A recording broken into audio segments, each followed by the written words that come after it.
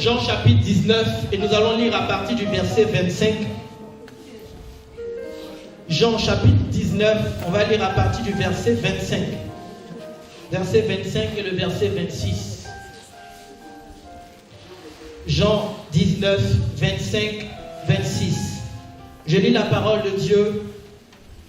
Près de la croix de Jésus se tenaient sa mère et sa sœur et la sœur de sa mère, Marie, femme de Clopas, Marie de Magdala. Jésus, voyant sa mère et auprès d'elle le disciple qui l'aimait, dit à sa mère, femme, voilà ton fils. Le verset 27, puis dit au disciple, voilà ta mère. Et dès ce moment, le disciple l'a pris chez lui. Amen. Gloire à Jésus. Dis à quelqu'un à côté de toi, il y avait 3 maris à la croix de Jésus. Dis-lui bien, il y avait 3 maris à la croix de Jésus. Amen. Par définition, le mot mari vient du mot mara, qui signifie amer, qui signifie amertume, qui signifie ce qui n'est pas agréable, ce qui est désagréable, ce qui te crée des peines. La Bible déclare que le peuple d'Israël, lorsqu'ils étaient sortis de l'Égypte, ils sont arrivés à un certain endroit et ils ont eu soif. Et lorsqu'ils ont vu de l'eau, ils ont commencé à boire cette eau. Il s'avère que l'eau était amère et ils se sont criés Mara, parce que l'eau était amère et ça leur faisait mal aux entrailles. Et c'est de là que vient le mot mari, amer. Donc le mot mari représente ce qui est amer, ce qui n'est pas agréable, ce qui est désagréable, ce qui te fait souffrir, ce qui te donne des peines. Et la Bible déclare qu'il y avait 3 maris qui se trouvaient au pied de la croix. 3 femmes qui avaient chacune d'elles une histoire particulière, mais leur nom signifiait quelqu'un qui était dans l'amertume, quelqu'un qui était dans la souffrance. Alléluia. La première Marie, je vais commencer par ordre décroissant. La première Marie était Marie de Magdala, celle de qui étaient sortis 7 démons. Alléluia. La Bible déclare que cette jeune dame-là avait un parcours assez extraordinaire. Les théologiens ne savent pas où la situer, ils ne savent pas si c'est effectivement elle qui avait cassé le parfum sur les pieds de Jésus ou bien c'était qui. Mais à la fin, ils sont arrivés à cette conclusion-là, que c'est certainement la même. Amen. Mais on dit de cette Marie qu'elle était prostituée. Dis avec moi prostituée. Et de cette Marie étaient sortis 7 démons. Amen. Et la deuxième Marie, épouse de Clopas. Dis avec moi, épouse de Clopas. La Bible mentionne qu'elle était épouse de quelqu'un. Ça veut dire qu'elle était mariée. Mais ce qui est remarquable, c'est que son mari n'était pas présent. Alléluia.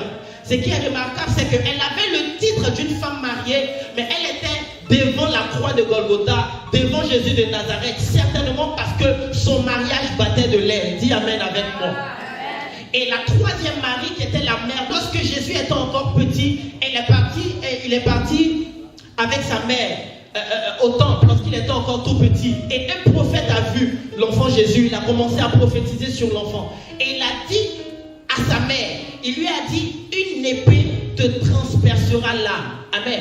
À travers ce passage, tu dois comprendre une chose. Si tu veux voir l'âme d'une femme, ne cherche pas à l'intérieur d'elle-même, mais cherche plutôt à côté d'elle, qui est son enfant. Parce que le jour où tu toucheras à l'enfant d'une femme, c'est ce jour-là que tu sauras qui elle est. Alléluia. Pour toute personne qui est mère, c'est de quoi je suis en train de parler. Parce qu'une mère est capable de donner sa vie pour son enfant. Mais la Bible dit ceci. La Bible déclare que cette Marie-là, qui était la mère de Jésus, se tenait à la croix et voyait son enfant en train d'être meurtri. Voyait son enfant en train de mourir.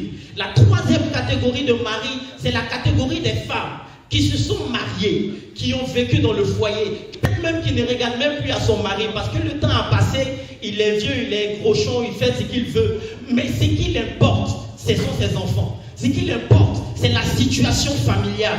Ce qui l'importe réellement, c'est comment est-ce qu'ils vont arriver à vivre. Est-ce que ces enfants vont pouvoir atteindre certains niveaux dans la vie. Alléluia. Et je voudrais t'inciter ce soir à prier par rapport à ces 3 maris, à ces 3 sujets. Certainement que tu fais partie de l'un de ces sujets.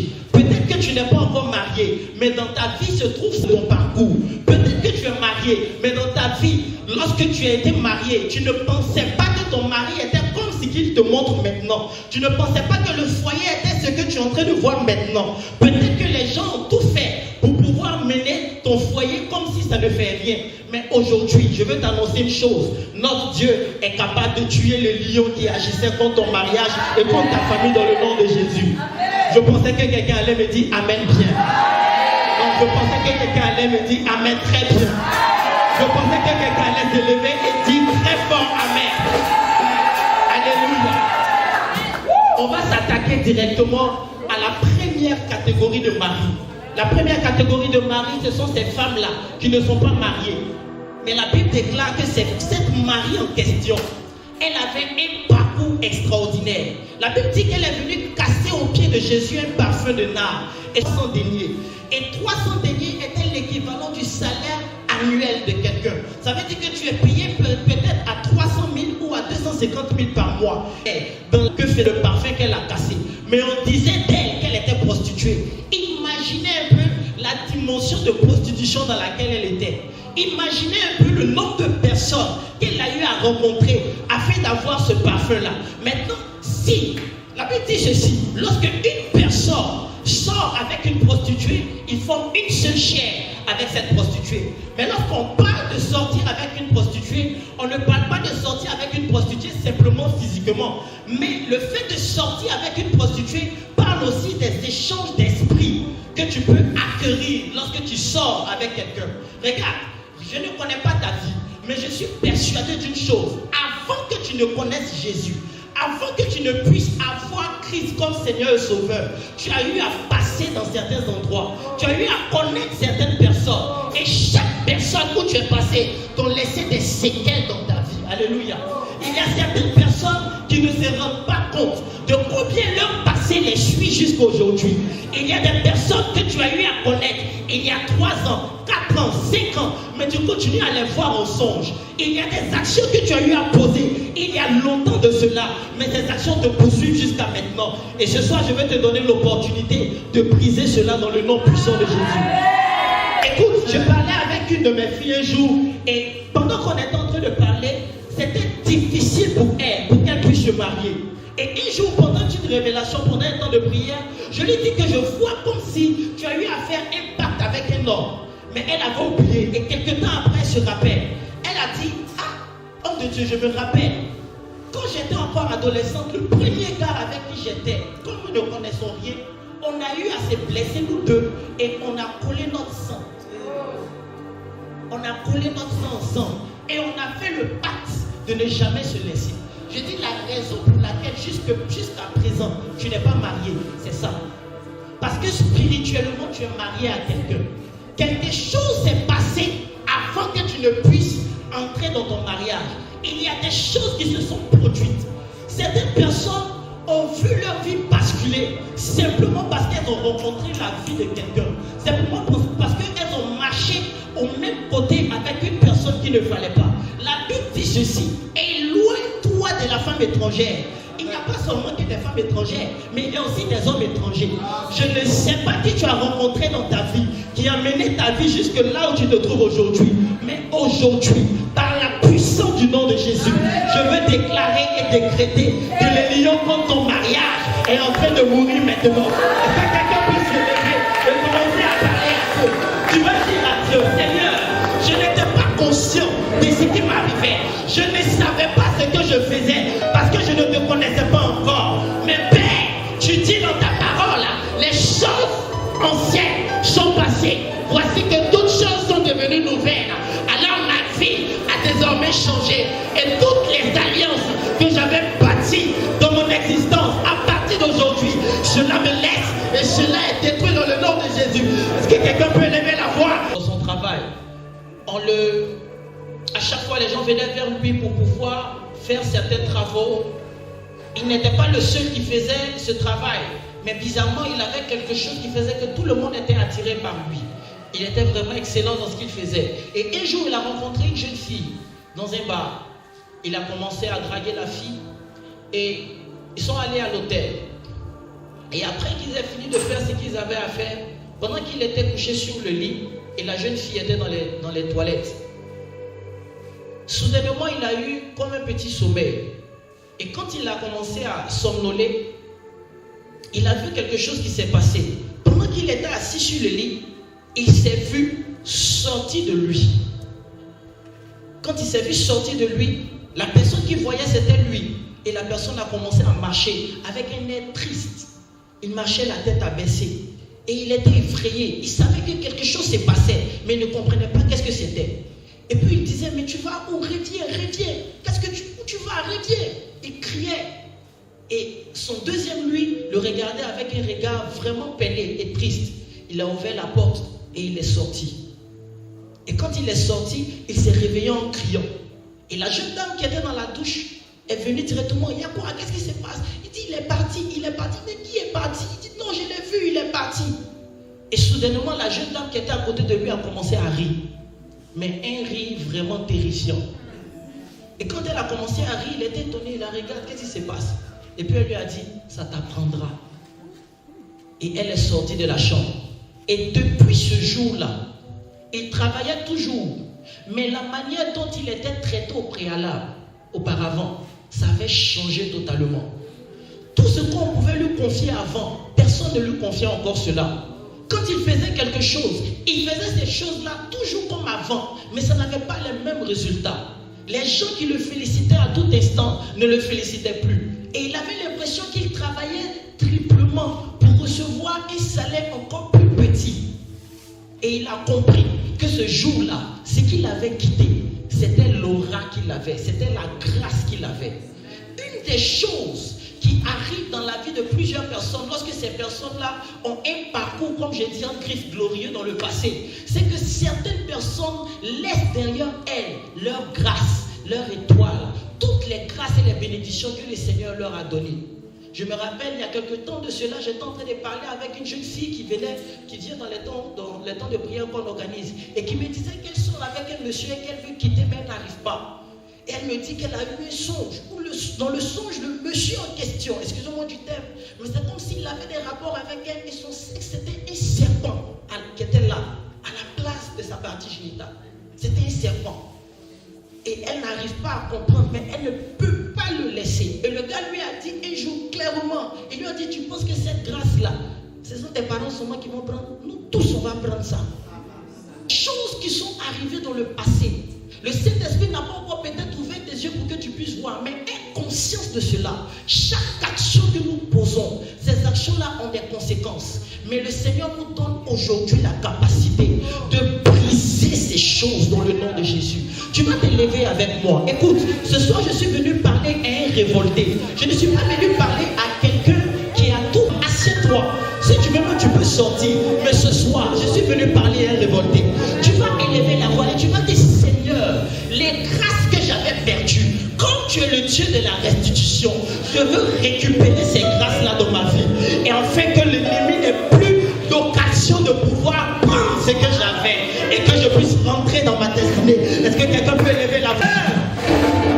Alléluia.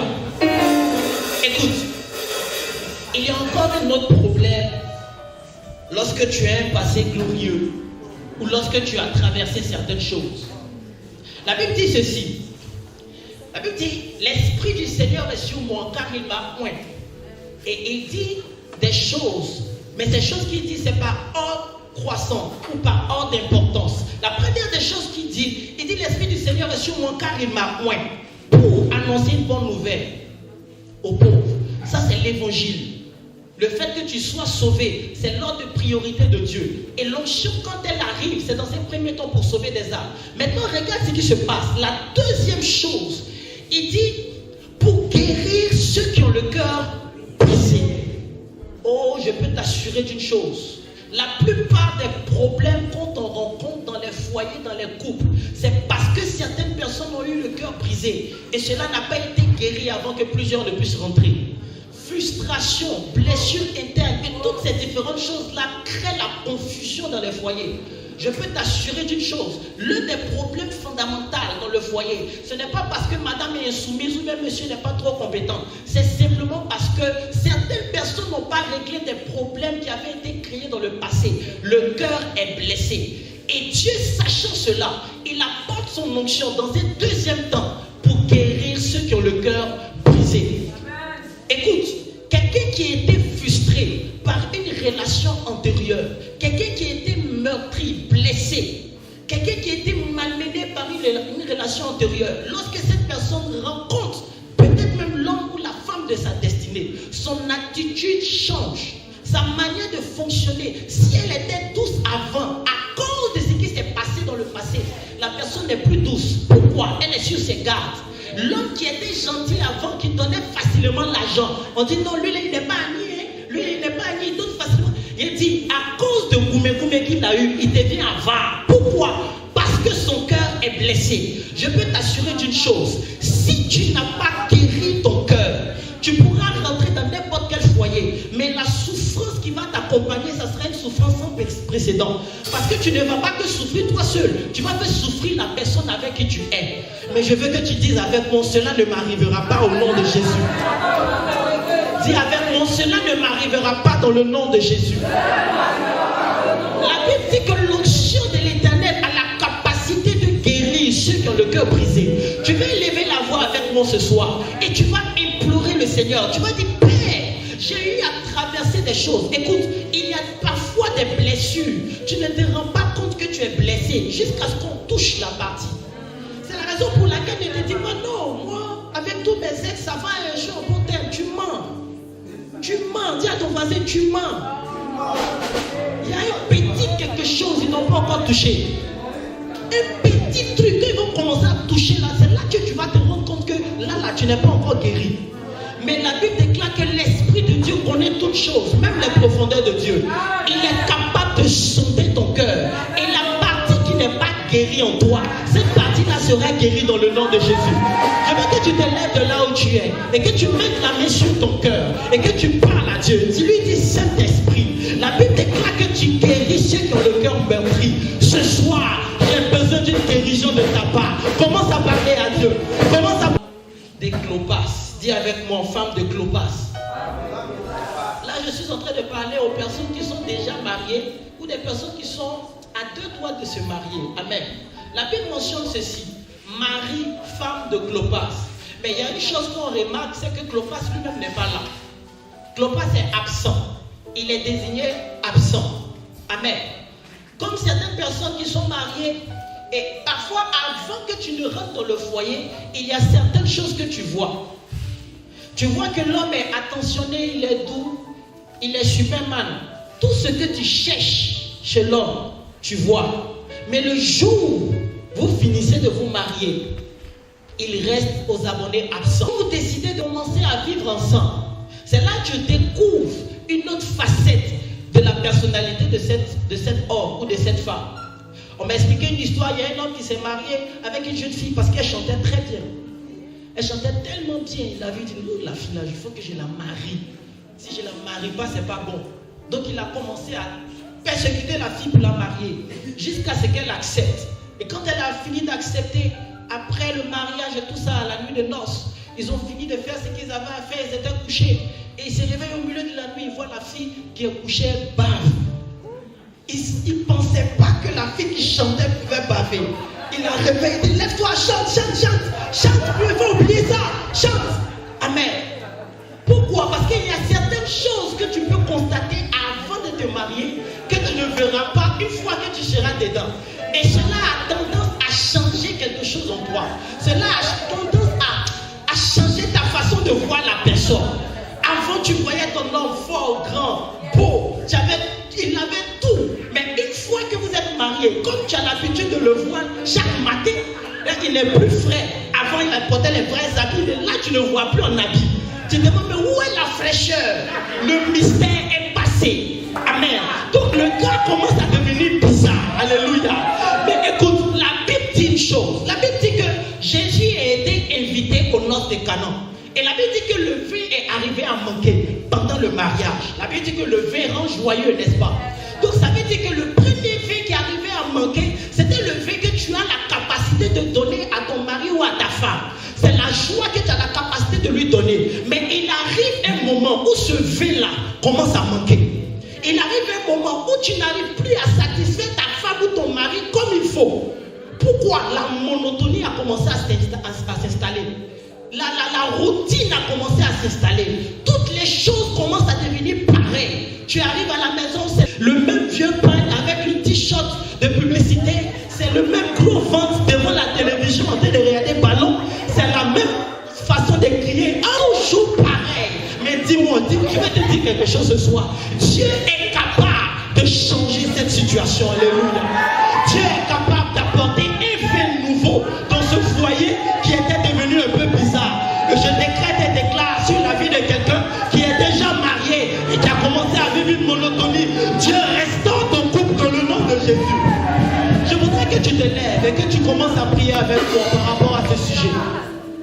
Tu vas dire à Dieu, de la même façon dont tu as apporté un vin nouveau dans les noces de Canaan et on a trouvé ce vin-là encore mieux que le vin qui était réservé pour le mariage, que tu puisses apporter un vin nouveau dans mon mariage, que je puisse revivre ma nuit de noces jusqu'à l'éternité, jusqu'à ce que nous puissions partir, ma femme et moi.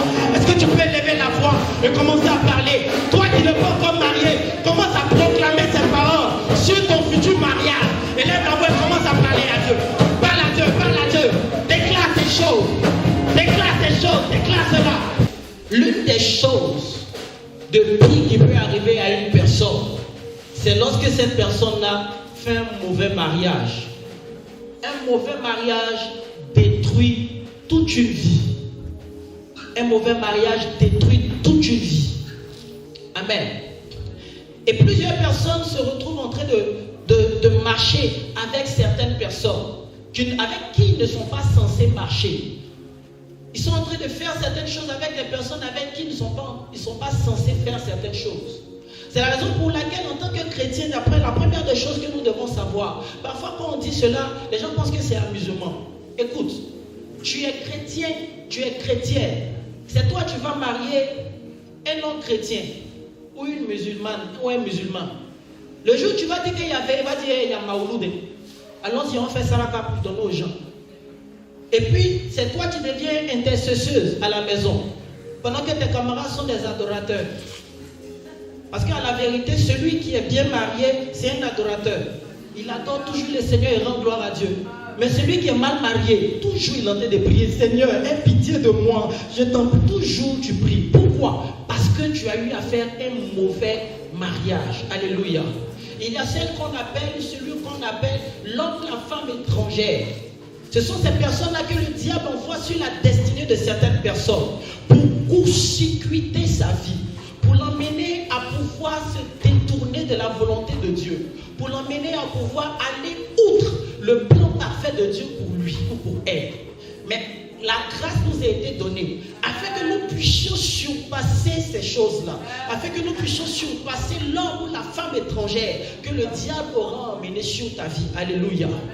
Tant que tu n'as pas encore les yeux ouverts pour pouvoir voir la personne que Dieu a prévue pour toi, mon ami, ne fais pas encore de choix. Ne fais pas encore de choix. Parce que tu risques de tomber si quelqu'un... Écoute, la Bible dit ceci. La Bible dit que Dieu dit, il n'est pas bon que l'homme soit seul. Je lui créerai une aide semblable. Et la première chose que Dieu fait après avoir dit cette parole, il envoie les animaux devant Adam. La toute première chose que Dieu fait après avoir dit il n'est pas bon que l'homme soit seul, je lui créerai une aide semblable. C'est envoyer les animaux. Logiquement, après une telle parole, tu dois envoyer la femme. Mais il envoie les animaux. Ça veut dire que si Adam n'avait pas attendu le moment favorable et qu'il était pressé pour pouvoir choisir, il allait choisir sa tigresse Sidonie. Et les deux allaient se gérer dans la maison comme ils veulent. Mais il a attendu le temps que celle qui était l'os de ses os et chair de sa chair puisse arriver. Et c'est la première fois que l'homme a renié Dieu à cause des femmes. Il regarde la femme et il dit, l'homme quittera son père et sa mère et s'attachera à sa femme. Toi, ton père et ta mère sont qui? C'est pas Dieu qui t'a créé. Tu l'as renié à cause des femmes. Bon, voilà le résultat. Amen. Mais je veux t'amener à comprendre une chose. Plusieurs personnes sont dans des difficultés aujourd'hui, simplement parce que ces personnes n'ont pas eu à faire un bon choix hier. Et ce choix-là les poursuit jusqu'à présent. Mais je peux te dire une chose. Avec Dieu, il n'y a pas de fatalité. Même si tu as eu à faire un mauvais choix hier, Dieu est capable de rattraper cela aujourd'hui. Parce que la Bible déclare qu'il est capable de changer les cœurs de pierre en cœurs de chair. Même si c'était Satan que tu avais marié, parce que tu es enfant de Dieu, il va changer Satan en ange pour te donner. Alléluia. Et toi qui n'as pas encore choisi la personne, ou toi qui es encore en exercice, en train de regarder, en train de voir, je prie que le Seigneur t'ouvre les yeux pour que tu puisses voir, non par la chair, mais que tu puisses voir par l'esprit, afin de discerner qui est bon pour toi ou qui n'est pas bon pour toi. Je voudrais que tu puisses te lever, que tu puisses déclarer ces paroles avec moi. Que tu puisses dire, Seigneur, aujourd'hui j'ai eu à faire certains choix, Père Dieu de gloire, qui n'étaient peut-être pas les choix que tu avais voulu pour moi. Mais je suis déjà engagé là-dedans, Seigneur, parce que je suis marié avec cette personne. Alors je te prie, Père, que tu puisses changer cette personne pour moi. Maintenant, si tu n'es pas encore marié, tu vas dire, Saint-Esprit de Dieu, toi qui fais tomber les écailles des yeux, fais tomber les écailles de mes yeux, afin que je puisse voir celui ou celle qui est l'os de mes os et chair de ma chair. Lève la voix et commence à parler à Dieu. Torrent, sortir, aller à Bora Bora et revenir. Mais c'est pour aussi avoir des enfants qui vont perpétrer notre vie, qui vont perpétrer le nom que nous avons, qui vont continuer à vivre après nous. Alléluia. Donc les personnes qui vont vivre après nous, il faut que ces personnes-là puissent être dans de bonnes conditions. Il faut que ces personnes-là puissent avoir un avenir. Et l'inquiétude des parents, c'est lorsqu'ils se regardent, lorsqu'ils regardent leurs enfants et ils se demandent qu'est-ce que l'enfant va devenir, qu'est-ce que mon enfant va devenir. Et quand tu vois l'enfant en train de prendre une mauvaise route, tu ne fais que pleurer jour et nuit. Tu ne fais que te lamenter parce que tu vois ton enfant et tu vois comment est-ce qu'il est en train de tourner. Tu te dis, hey Seigneur, certainement qu'il va finir plus couché sur la route. Certainement qu'elle va être prostituée ou elle va être ceci ou cela. Mais par la puissance du nom de Jésus-Christ de Nazareth, j'ai une bonne nouvelle pour toi. La Bible déclare que ce Jésus qui était à la croix de Golgotha, qui est mort, la Bible dit qu'il est ressuscité le 3e jour. Et je veux déclarer sur la vie d'une mère ou d'un père aujourd'hui, que même si l'avenir de ton enfant était douteux, même si quand tu le regardais, tu ne voyais rien, comme Jésus est ressuscité, sa vie reprendra vie et il deviendra quelqu'un dans le nom puissant de Jésus-Christ de Nazareth. Que quelqu'un dise un très bon amen et qu'il reçoit cela dans le nom puissant de Jésus-Christ de Nazareth. Je voudrais que tu fasses des paroles prophétiques, alléluia, avant que nous ne puissions finir. Si tu as déjà des enfants, tu vas parler à Dieu pour tes enfants. Si tu n'as pas encore des enfants, tu vas parler à Dieu pour les enfants que tu vas avoir. Parce que je te vois déjà marié dans le nom